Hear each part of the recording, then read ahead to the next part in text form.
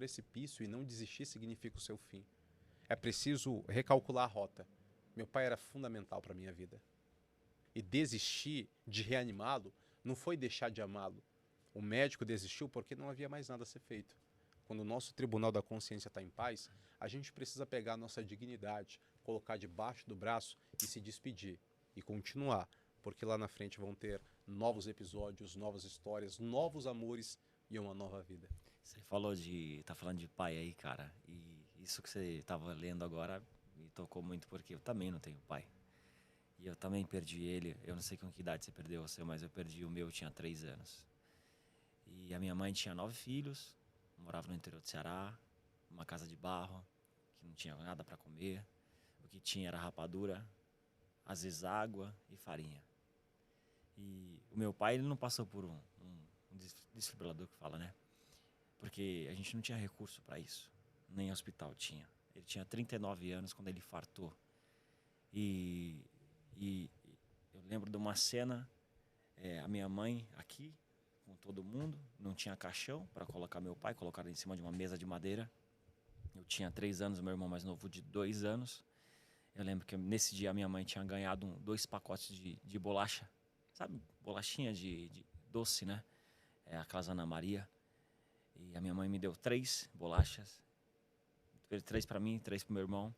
E tudo que eu ia comer, primeiro eu dava pro meu pai. Aí eu vi que ele estava deitado na mesa. Eu, criança, eu lembro dessa cena como se fosse agora. Eu achei que ele estava dormindo. Aí eu peguei a bolacha, coloquei na boca dele e falei: come, pai.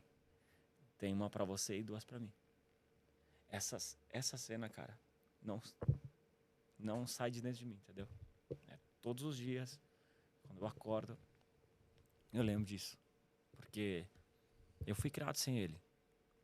Mas eu tive a direção de muitas coisas de Deus, cara, na minha vida. E ouvir você falando aí, cara, como se fosse, tipo, agora. O cara aqui, e eu queria ressuscitar ele. Porque a gente sabe como o pai é presente na nossa vida, o que ele pode fazer por nós. Sim. E não é fácil, cara. O mundo aí, ele bate em você, ele te esculacha, ele te xinga. Mas ao mesmo tempo você tem que ser forte. E você chega em casa, você tem o seu pai, a sua mãe, para te ajudar, com uma palavra é suficiente para melhorar o seu dia. E quantas vezes na escola, reunião de pais. E quando falava reunião de pais para mim, era levar o pai. E eu nunca tive o pai para levar. Mas eu tive um pai lá em cima que cuidou da gente. Com a minha mãe, com meus 9 irmãos. E isso, cara, me fez ser a pessoa que eu sou hoje. Eu não ligo para dinheiro. Eu não ligo para fama. Eu não ligo para nada disso. Eu ligo para isso aqui, ó. Para conexão verdadeira. Quando é verdadeiro comigo, cara, eu vou ser 1000 vezes mais. Quando a pessoa não é, eu só não quero perto de mim. Eu tenho poder de escolha. Eu posso escolher. Todos nós podemos. Cabe a nós, entendeu? Isso, cara, que você falou aí, cada palavra é como se fosse uma flecha de dentro. Cara, desculpa aí, eu sei que a entrevista é sua, mas eu não tinha como não falar, entende? Eu tenho certeza que todo mundo que está em casa agora, que vai ver essa entrevista, que perdeu um ente querido, um pai, uma mãe, uma avó, porque muitas pessoas de casa foi criado por avó, por tio. Sim. E não deixa de ser seu pai ou sua mãe, essa pessoa. Ela, quando vê isso, cara, ela vai se inspirar também. Porque com a nossa adversidade, a gente não desistiu. Sim.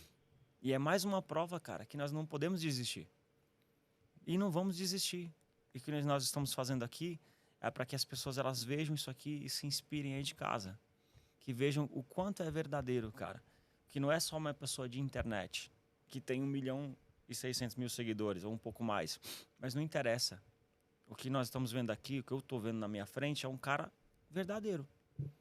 E que nós podemos provar através da comunicação. E as pessoas que estão aqui também vendo isso. Então, para mim, é sensacional, cara. Desculpa aí te interromper, porque não, acabou comigo isso, de entendeu? De forma alguma, de forma alguma. Desculpa, velho, de verdade. Eu chorei com você, porque é verdade. O Saramago, ele fala assim, né? Se você tem um coração de ferro, use bem ele, porque o meu é de carne e sangra todo dia. Ah, o meu cara. Nosso né? Você fala que você de manhã, você se comunica com Deus, eu faço a mesma coisa. Às vezes, às vezes o ser humano é tão ingrato Sim. que primeiro ele pede, Sim. depois ele agradece. Sim, sim, E muitas vezes eu fiz isso, pô. sim. Primeiro, ô Senhor, precisava daquilo lá, né? E eu falo com Deus como se fosse meu amigo, cara. Sim. Troco uma ideia com ele. Entendeu? Às vezes ele responde, às vezes não. Às vezes é um pedido fútil pra gente. Mas ele sabe do que precisamos. Sinceridade. Eu sempre falo que nós temos um buraco do tamanho de Deus no nosso coração. E só Ele pode curar. Só ele. Só Ele pode preencher através dos bons frutos, das boas pessoas. E aí, através disso que nós vamos mostrar quem nós somos. Isso para mim é espetacular. É sensacional. Estar aqui hoje é para isso, para mim. Ser melhor. Como eu vou ser melhor? Deus me direciona, cara. Nos direciona, Sim, de alguma forma. sim. Isso para mim é demais. Cara, desculpa te interromper. Não, imagina. É, É importante as pessoas entenderem sim, cara, isso como, aqui... como é de verdade. É, Você comentou isso, e eu lembro, pô, essa sua fala sobre a bolacha, né, sobre o caixão. E eu lembro, poxa, eu lembro da experiência que minha mãe, da hora que eu soube da notícia, porque eu tinha 11 anos. sei. Então eu já entendia. Você já entendia bem, já entendia. Meu pai adoeceu e, pô, a gente lutou junto. O meu presente de aniversário, cara, no dia 9 de setembro de 2004, foi fazer a diálise peritoneal do meu pai. A diálise peritoneal é diferente da hemodiálise, que é feita na clínica. A diálise peritoneal era feita em casa, então chegavam, né, as bolsas, havia máquina, e ali minha mãe ela foi ensinada como lavar a mão, higienizar, fazer o processo ali. A gente era muito pobre, cara, a gente não tinha recurso para ficar indo na clínica. E eu lembro que eu olhava aquilo, ajudava minha mãe, eu aprendi, eu falava, mãe, no meu aniversário eu posso fazer? E aí minha mãe foi lá e falou assim, ó, filho, vou fazer. E ela do meu lado assim, que se eu errasse ali, qualquer coisa. E eu lembro que esse foi meu presente. E eu lembro do dia que era uma terça-feira, eu fui pra escola, e eu lembro que eu fui dar um beijo no meu pai, e poxa, eu dei um beijo no meu pai, e esperei a perua, e voltei e dei outro beijo nele.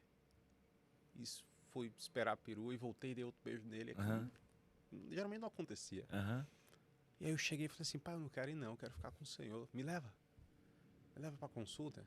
Às vezes eu ia com ele, me leva. Eu falei assim, não, filho, tinha prova, não podia mais faltar, porque eu já tinha faltado muitas vezes, meu pai doente, a gente tinha que ficar em casa.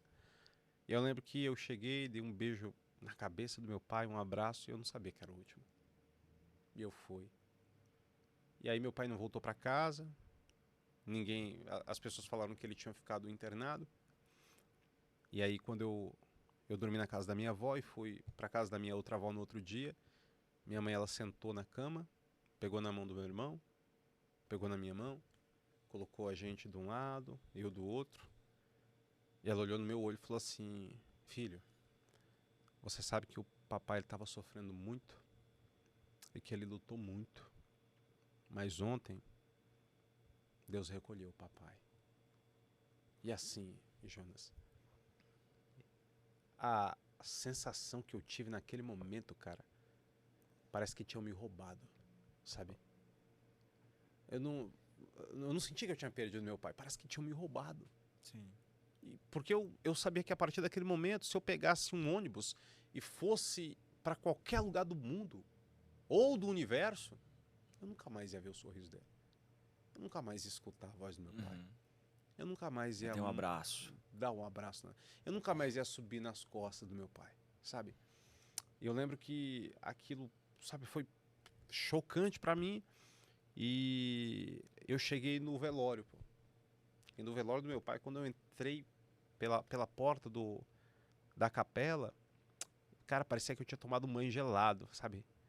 Eu lembro até hoje essa sensação, parecia que era uma água gelada escorrendo nas minhas costas, e eu olhei no caixão, meu herói, pô, sabe? Indo embora. Não era um homem, era o meu herói. Sim. Era o meu super-herói. E, sabe, às vezes a gente tem medo dos mortos, só que, sabe, a única coisa que eu fazia, cara, era beijar meu pai. O corpo dele, sabe? Pegar na mão dele. E em um momento, eu vou dividir isso com você. Isso daqui eu nunca falei, acho que nem pra minha esposa. Eu lembro que em uma dessas madrugadas em crise com Deus, eu orando, eu falei assim: Senhor, o Senhor não foi justo comigo. O Senhor tirou meu pai. Indignado você tava, Sim, revoltado. Sim. A palavra diz que Jeremias um dia ele chegou para Deus e falou isso, né? Eu não prego mais a sua palavra. Aí ficou mudo.